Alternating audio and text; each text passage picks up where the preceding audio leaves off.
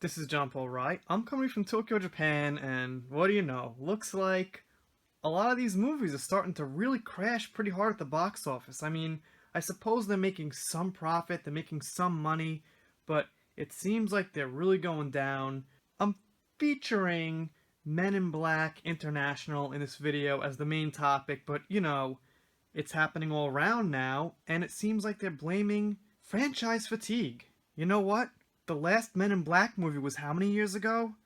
Quite a while ago. So there's no franchise fatigue there. When was the last X-Men movie? I can't quite remember before Dark Phoenix. I'm not up on all these dates, guys, but it was a while ago. If you're a real diehard X-Men fan, or even a casual moviegoer who enjoys the X-Men franchise, you do not get franchise fatigue after a year or a couple of months or something like that. It's just the lamest excuse I've ever heard. I mean, in some cases it could be true. Maybe it was a little close to Endgame. Maybe Solo was a little close to The Last Jedi, but that shouldn't really tank these sales. That shouldn't make these sales just fall to shit. So Men in Black didn't do absolutely terrible. I mean, the new one, it got 28.5 million, give or take, for the first weekend. I guess it's not atrocious. Dark Phoenix did less. It was so recent, but I can't remember. It was under 20 million, something like that. It was really bad. And the thing is, the first three Men in Blacks did over 50 million quite a while ago, without inflation counted. And that's the main point, is that these franchises are just getting worse. And what I think's possibly happening is, look, here online we have these phrases, go woke, go broke, politics, things like this, but I don't think every single average moviegoer knows about that. I think that they kind of get the idea what's going on, but they don't really have these phrases, these ways of thinking in their head. They just kind of go and see the movies, and they might feel like something's disturbing them, but they're not quite sure what. And I think that at this point, they're starting to wake up a little bit more. And like us, they're saying to themselves inside, hey, this movie's probably not going to be that good.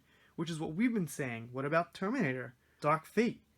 I don't know. Is it going to tank? It's a Terminator movie. Can't blame franchise fatigue on that. Last Terminator was when? Genesis? That was a long time ago, if I can't recall. So we'll see what happens. I don't know if it's going to tank. It's hard to say.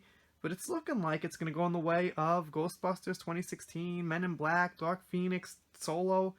I predict Dark Fate is not going to do good. So I've been taking just some clips out of articles. Let me read a little detail on Men in Black International. Hollywood seems to be coming down with a contagious case of franchise fatigue. There it is, franchise fatigue. I hate that word, it's retarded. This summer, as Men in Black International and Shaft become the latest sequels, largely dismissed by moviegoers in North America. No shit, cause, oh wait, I heard that Shaft was actually pretty good, and the critics kind of gave it low ratings on purpose and everything, but let's stick with Men in Black. It probably just wasn't that good. From reviews I heard, it was just mediocre. Nothing terribly wrong with it. Same thing with Dark Phoenix, which I've actually seen. Nothing terribly wrong with it, aside from a couple of lines, couple of things here and there, but overall, it was an okay movie as far as, like, having no agenda, no statement or anything. It just had nothing going for it. It was just bland. Just meh. Sony's Men in Black International led ticket sales at the box office this weekend with 28.5 million, but fell short of expectations. These receipts represent roughly half of what the previous installments in the sci-fi series earned during their first weekend in theaters. These previous Men in Black films opened with over 50 million, which is what I said. And that's the main point. Look how much they're going down. And Rambo 5's coming out. I have hopes for that. And I'm going to predict right now the critics aren't going to like it because Sylvester Stallone is in it. He's not going to have politically correct sidekicks, this and that. He's not going to have some strong woman partner who needs to save his old ass. He's going to do it all. He's going to kick the bad guys' asses. It's going to be a great action movie, just like the 80s. The critics are going to look at that and be like, well, this isn't really fitting the narrative of Hollywood today. This is a bad movie, no-brainer, action movie. It's not a good script. And you know what? It's not supposed to be a good script. It's not supposed to be a great story. It's not supposed to have amazing plot twists and characters and subverted expectations. It's supposed to be Rambo kicking bloody ass through and through. Just him, the main classic hero. That's why they're going to hate it. I'm going to probably love it. Let's read one more thing I clipped out here. Critics praised the chemistry between Hemsworth and Thompson, who first shared the screen in Thor Ragnarok, but reviews were otherwise uninspired for the follow-up, which comes 7 years after the latest installment and nearly 25 years after the first film with Smith and Jones. It carries a 24%. 24% on Rotten Tomatoes. Audiences were equally unenthusiastic, giving MIB International a B cinema score. B's not that bad. Alright, maybe some people pass by here and like dislike because I'm laughing at this stuff. But sorry guys, the stuff I love has been thrown around, beat around so much, I'm gonna get a little laugh when they fail. Because their attitude is just terrible, so yeah, just had to explain that for a second. Let me just touch upon one more thing here about this acting and chemistry, is that's great. Acting and chemistry is awesome, but you can't expect it to sell the movie anymore. Acting and chemistry alone aren't gonna do it because, well, okay, good acting's always good to a certain extent, but it seems like right now, at these times that we're in movie history, there's quite a few different groups of people to please. You have a younger group of, let's say, like 12 to 13, then you have like a mid-group, 20s, 30s, then my group, like 40s, then 50s, 60s, so it's not like one actor is gonna like carry all these generations that everyone's gonna be looking forward to, like Tom Cruise, for example. Now he's probably more of a draw for like, I guess the 30s, 40s, 50s crowd, something like that, but the kids don't really be like, whoa, Tom Cruise, he's, you know, a legend, he's the man, we're gonna go see him. They want to see their legend of their time, whoever that is. One of the newer actors who I don't even consider a legend, who I consider just like up and coming or something like that. So my point is, it's hard for an actor or an actress on their own to hit big sales for a movie. Like back in my day, Jack Nicholson would have like just got a certain amount of sales. It would have been like, oh, Jack Nicholson's in the movie, so it did like X amount of money given. That doesn't seem to happen anymore.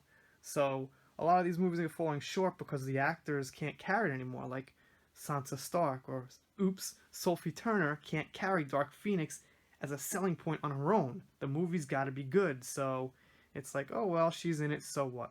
Same thing with Linda Hamilton in Dark Fate. She's not going to do it. Arnold's not going to do it. Back in the day, maybe 15 years ago, something like that, those two alone would have been a big draw. Like, oh, Linda Hamilton, Arnold Schwarzenegger, great, everyone go see it. Now it's like, well, they're in it for a certain part of the audience, but the other younger part is like, well, who are those two oldies from back in the day? Okay, they're kind of cool, but it's not going to sell the tickets if you guys get what I'm saying. I'm ranting, I'm rambling. So I'm just saying, basically, times are changing, so it's a little harder for these movies to make money, plus they're bad, plus they're woke. So I'm not making one single excuse for them. I'm saying add in all these factors and it's not going to be a good day at the movies much longer for Hollywood. Go woke, go broke? Well, that's a different story. Kind of. I mean, basically, my quick theory on go woke, go broke is they don't care about the money, they're pushing a message in your face, and they're paying for an advertisement, basically. It's like an advertisement in the form of a movie for their politics. Get into that some other time. I'm doing shout-outs, special thanks, things like that. Gotta thank all the new subscribers, especially all you guys who are commenting here. If you're listening up to this point, just ask me for a shout-out. You will get it at some point. I'm busy. I'm going in 100 different directions, but it will happen, and I will see you next time. Wait, click subscribe. Okay, that's it.